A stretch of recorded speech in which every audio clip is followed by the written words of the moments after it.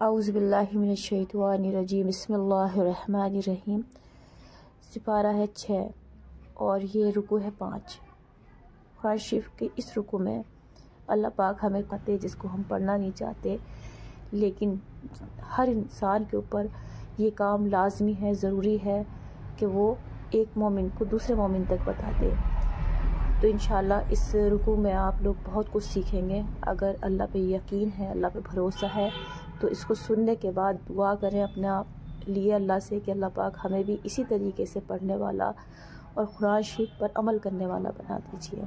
یہ ایک بہت بہترین کتاب ہے۔ اگر اپنی زندگی میں چینجنگ لانا چاہتے ہیں، اپنے نفسوں کو پاک کرنا چاہتے ہیں، اپنے خیالات کو پاک کرنا چاہتے ہیں، اپنے لباس کو پاک کرنا چاہتے ہیں، تو قرآن شریف کی ترجمے پہ بہت زیادہ دھیان دیں۔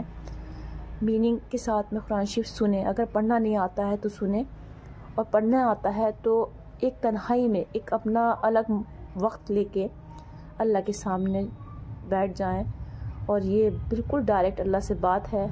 یہ کسی طریقے کا کوئی اس کے اندر کمی نہیں ہے۔ اللہ پاک ہم لوگوں کو یہ والی باتیں کرنا، جو اللہ سے ہماری بات ہو جائے تو یہ ہر مومن کو عطا ہو رب العالمین۔ تو اس کے ترجمے میں ہے کہ اے ایمان والو، جب تم نماز کو اٹھنے لگو تو اپنے چہروں کو دھو اور اپنے ہاتھوں کو بھی دھو کوہنیوں سمیت، اور اپنے سروں پر ہاتھ پھیرو اور دھو، اور اپنے پیروں کو بھی ٹخنوں سمیت۔ اور اگر تم جنابت کی حالت میں ہو تو سارا بدن پاک کرو، اور اگر تم بیمار ہو یا حالت سفر میں ہو، یا تم میں سے کوئی شخص استنجے سے آیا ہو، یا تم نے بیویوں سے قربت کی ہو، پھر تم کو پانی نہ ملے تو تم پاک زمین سے تیمم کر لیا کرو، یعنی اپنے چہروں اور ہاتھوں پر ہاتھ پھیر لیا کرو۔ اس زمین پر سے اللہ تعالیٰ کو یہ منظور نہیں کہ تم پر کوئی تنگی ڈالے، لیکن اس کو یعنی اللہ تعالیٰ کو یہ منظور ہے کہ تم کو پاک صاف رکھے، اور یہ کہ تم پر اپنا انعام تمام فرمائے تاکہ تم شکر ادا کرو۔ اور تم لوگ اللہ تعالیٰ کے انعام کو جو تم پر ہوا ہے یاد کرو، اور اس کے اس عہد کو بھی جس کا تم سے معاہدہ کیا ہے، جبکہ تم نے کہا تھا کہ ہم نے سنا اور مان لیا۔ اور اللہ تعالیٰ سے ڈرو، بلا شبہ اللہ تعالیٰ دلوں تک کی باتوں کی پوری خبر رکھتے ہیں۔ اے ایمان والو، اللہ تعالیٰ کے لیے پوری پابندی کرنے والے، انصاف کے ساتھ شہادت کرنے والے رہو، اور کسی خاص قوم کی عداوت تمہارے لیے اس کا باعث نہ ہو جاوے کہ تم عدل نہ کرو۔ عدل کیا کرو، عدل کہتے ہیں انصاف کو، کہ عدل کیا کرو، اور کہ وہ تقوی سے زیادہ قریب ہے۔ تقوی یعنی کہ اللہ تعالیٰ کی ہر بات کو ماننا، اور اللہ تعالیٰ کی ہر بات کو ماننے کے لیے اپنے ان گناہوں کو چھوڑ دینا۔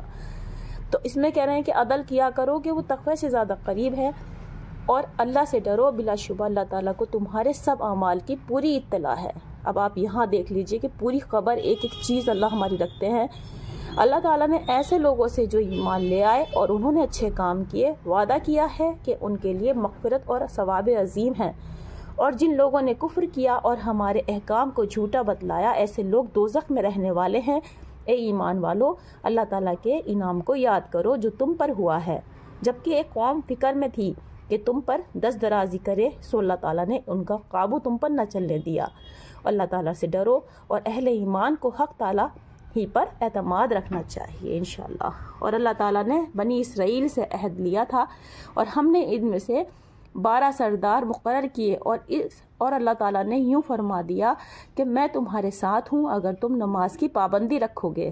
کتنی پیاری بات اللہ نے یہاں سمجھائی کہ اللہ تعالیٰ نے یوں فرما دیا کہ میں تمہارے ساتھ ہوں اگر تم نماز کی پابندی رکھو گے، اور زکوٰۃ ادا کرتے رہو گے، اور میرے سب رسولوں پر ایمان لاتے رہو گے، اور ان کی مدد کرتے رہو گے، اور اللہ تعالیٰ کو اچھے طور پر قرض دیتے رہو گے، تو میں ضرور تم سے تمہارے گناہ دور کر دوں گا، اور ضرور تم کو ایسے باغوں میں داخل کر دوں گا جن کے نیچے نہریں جاری ہوں گی، اور جو شخص اس کے بعد بھی کفر کرے گا تو بے شک وہ راہ راست سے دور جا پڑا۔ تو صرف ان کا عہد شکنی کی وجہ سے ہم نے ان کو اپنی رحمت سے دور کر دیا، اور ہم نے ان کے قلب کو سخت کر دیا۔ اللہ پاک دل کی سختی تو کسی کو نہ دے رب العالمین۔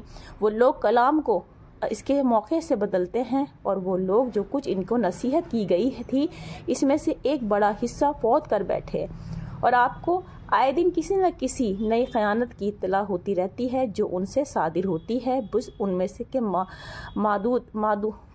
مادے چند شخصوں کے جو آپ ان کو معاف کیجیے۔